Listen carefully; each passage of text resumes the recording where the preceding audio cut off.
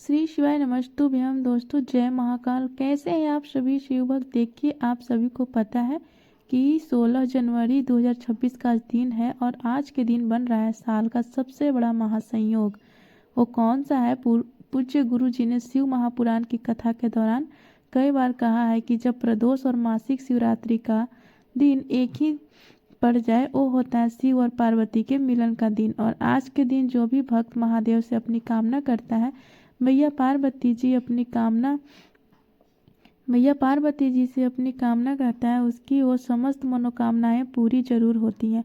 और वो कामना करनी कैसे होगी? एक शिव पार्वती मिलन का दीपक जला करके।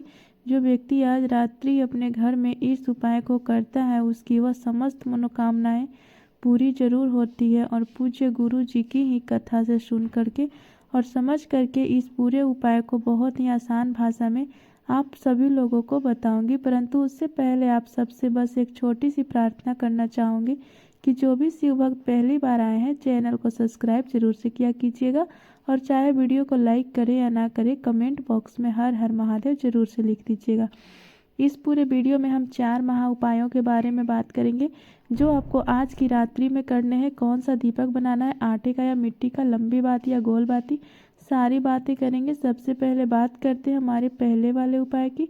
पहला उपाय जिसे आप सभी लोगों को करना होगा, महादेव के 3 नाम का दीपक अपने ही घर में रात्रि के समय जलाना होगा। गुरुदेव ने कहा था जब आपके घर में सुख ना हो, शांति ना हो, छोटी छोटी सी बातों को लेकर के लड़ाई झगड़े क्लेश बहुत ज़्यादा मच रहे हैं, या फिर धन संपदा को लेकर के या पैसे को लेकर के, बंटवारे को लेकर के लड़ाई झगड़े बहुत ज़्यादा हो रहे हैं, तो आपके घर में बिल्कुल भी सुख नहीं है, पैसा नहीं आ रहा है, धन की वृद्धि रुक गई है, बीमारियों ने घर बना लिया है, या फिर आपकी कोई विशेष मनोकामना है, कोई हृदय की बात है, उस पूर्ति के लिए आपको यह उपाय करना होता है। विशेष बात यह है कि यहाँ पर आपको महादेव के 3 नामों का स्मरण करना होता है। पहला, दूसरा, तीसरा और 3 नाम कौन कौन से हैं वो भी बताऊंगी। लेकिन इस वाले उपाय के लिए आपको आज की ही रात्रि जो दीपक तैयार करने होते हैं वह करने होते हैं आटे के।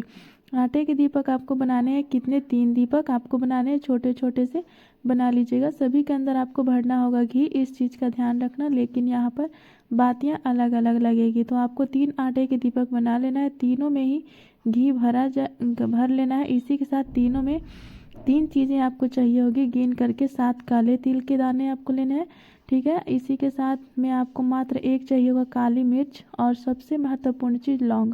लौंग कितनी चाहिए? 2 लौंग आपको लेनी है, इससे ज़्यादा नहीं लेनी है, जिनके ऊपर फूल भी लगे हो। गुरुदेव ने कहा था 1 लौंग का जोड़ा लेना है, ठीक है ना।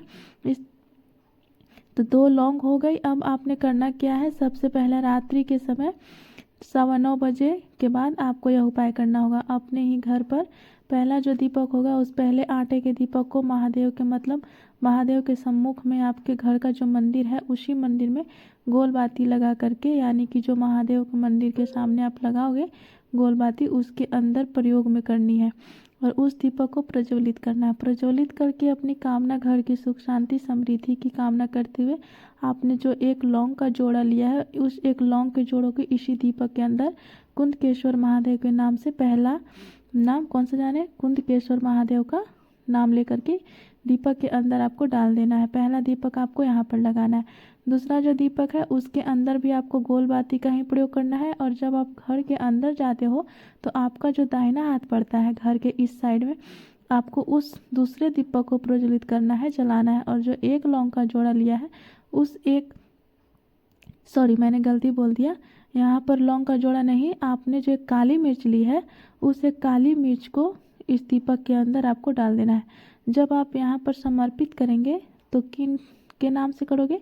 चंपेश्वर महादेव के नाम से। किन के नाम से? चंपेश्वर महादेव के नाम से करना है।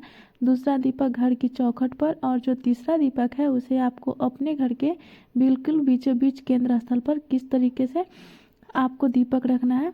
और इसके अंदर जो बाती होगी वो लगेगी लंबी बाती। जिस बाती का मुख आपको किधर रखना है, इस चीज़ का विशेष ध्यान रखना। दक्षिण दिशा की तरफ। किधर रखना है? दक्षिण दिशा की तरफ इस दीपक की बाती को आपको रख देना है। और जो काले तिल लिए हैं आपने पितरों का स्मरण करके, घर की सुख शांति समृद्धि वैभव की कामना करके, उन 7 काले तिलों को इस दीपक के अंदर डाल देना है। पूज्य गुरु जी ने कहा कि जब आप इसे बीचों बीच अपने घर के बीचों बीच इसे समर्पित करेंगे, तब आपको अवधूतेश्वर महादेव के नाम का स्मरण करके अपने पितरों के नाम से इस दीपक को यहाँ पे रख देना है। पूज्य गुरु जी ने कहा है कि प्रदोष की रात्रि जिस घर में यह महादेव के 3 नामों का स्मरण करके दीपक लगा दिया जाता है, उस घर में फिर कभी कोई संकट पैदा नहीं हो सकता, सदैव शिव की कृपा बरसती है। पूज्य गुरु जी का बहुत अद्भुत और अचूक उपाय है, जरूर से कीजिएगा। बात करते हैं दूसरे वाले उपाय की, और यह सबसे ज़्यादा खास और विशेष उपाय है, जो कि आपको एक बेलपत्र और एक समी का पत्र का उपाय है। ये वाला उपाय होता है अगर आपकी कोई विशेष मनोकामना है, कोई हृदय की बात, कोई इच्छा जो आपकी पूरी नहीं हो रही है, आपने चाहे आपके घर के किसी बच्चे के लिए आपने कोई मनोवांछित फल की कामना की है, फिर किसी बिटिया बेटी बेटा के लिए कामना की है, अच्छे बेटा बहू के लिए कामना की है, आपकी कोई हृदय की बात जो आप चाहते हैं महादेव मेरी इस कामना को पूरा कर दे, तो प्रदोष की कामना को पूरा कर देंगे। तो प्रदोष की रात्रि अपने ही घर पर इस रात उपाय को करना है। बिल्कुल मत भूलना, गुरुदेव ने कहा था मात्र एक बेलपत्र आपको लेना है, जो कहीं से भी खंडित कटा फटा ना हो, और इसी के साथ में लेना होगा मात्र एक समी का पत्ता, और समी का पत्ता आप ले लेना है, एक समी का पत्ता। इन दोनों के अलावा आपको चाहिए होगा 1 लोटा शुद्ध जल अपने घर के तांबे के कलश में, बस इसके अलावा आपको और कुछ नहीं चाहिए। एक समी का पत्ता, एक बेलपत्र और 1 लोटा शुद्ध जल, बस 3 चीज़ आपके घर में जहाँ पर कोई भी गमला हो, केवल एक गमले को छोड़कर, जो कि होता है तुलसी जी का गमला, केवल इस गमले को छोड़ देना है। इसके अलावा चाहे समी का हो, वट वृक्ष का हो, बेलपत्र का पेड़ का हो, चाहे कोई सा भी गमला हो, उसी गमले के नीचे की मिट्टी को लेकर के आपको एक पार्थिव शिवलिंग का निर्माण करना है। ठीक है, अगर आप पूरा शिवलिंग का निर्माण नहीं कर सकते तो वहीं की थोड़ी सी मिट्टी को ऐसे ऊपर की तरफ उठा करके इस तरीके से एक लिंग का मतलब आकृति बना लेना है, और उन्हें ही शिव मान करके आपको जो भी आपके पास चंदन है, अक्षत है, मूंग, हरा मूंग, गुलाल, अबीर जो भी है आपको समर्पित करना है, समर्पित कर दीजिए। एक घी का दीपक यहाँ पर आपको प्रज्वलित कर देना है और इन्हीं का पूजन करना है। पूजन करने के पश्चात सब कुछ समर्पित कर दिया, जब आप अपनी कामना के लिए, इच्छा पूर्ति के लिए उपाय करते हैं, तो सबसे पहले एक बेलपत्र को लिया जाता है, अपना नाम, अपना गोत्र और अपनी कामना कह करके भोलेनाथ की शिवलिंग के ठीक शीर्ष पर इसे समर्पित कर दिया जाता है। प्रदोष की रात्रि के बारे में बात कर रहे हैं, यह वाला जो उपाय है आपको 9:15 बजे के बाद में करना है। इस चीज़ का ध्यान रखना, और उसी के ऊपर एक समी का पत्ता भी आपको समर्पित कर देना है।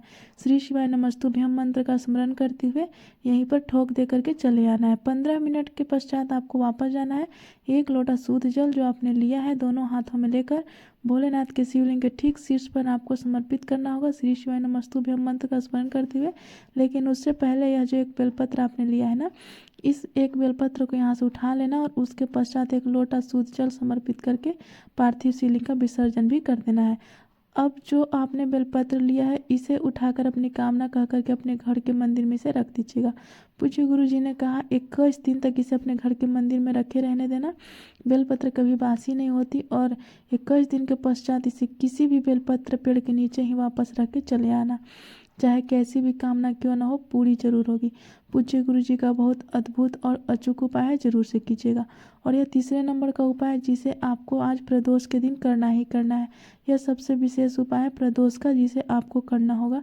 किस चीज़ के लिए? कि जब आपके घर में धन और पैसे को लेकर के समस्या बन रही हो ना, कर्ज बढ़ता चला जा रहा है, पैसा कहीं से नहीं आ रहा है, दुकान हो गई, व्यापार हो गया, कोई फैक्ट्री हो गई जो नहीं चल रही है, घाटे में जा रही है, घाटे का सौदा हो रखा है, धन और पैसों को लेकर समस्याएं चूक बनी हुई है, उस समय पर आपको यह 5 बेलपत्रों का उपाय निश्चित रूप से करना है। 5 बेलपत्र लेना है जो कहीं से भी खंडित कटे फटे ना हो।